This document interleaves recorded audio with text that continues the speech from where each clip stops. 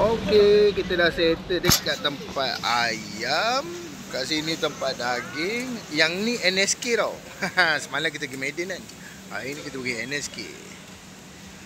So dekat situ ada bahagian chiller. Sana ada bahagian ayam.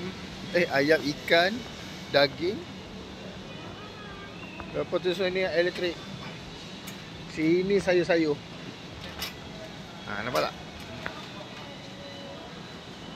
So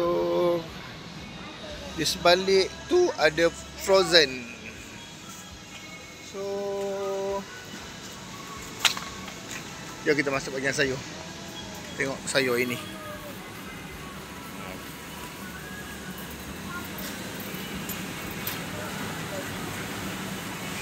Ini bahagian sayur. Bahagian timun. Okey. Dekat situ bahagian buah. Okey, kita menghala ke bahagian buah. Buah. Wow, frozen dah beli? Frozen. Wow, sedapnya. Frozen? Lagi bahagian frozen. Okey.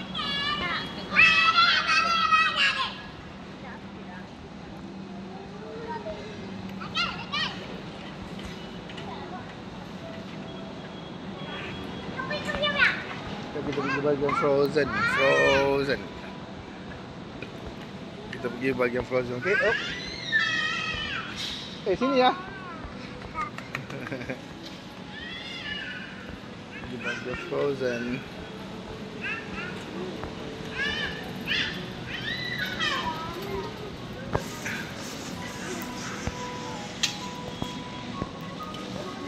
Okey, kita dah sampai ke bahagian frozen. Okey. So, next time esok kita review ke tempat lain pula.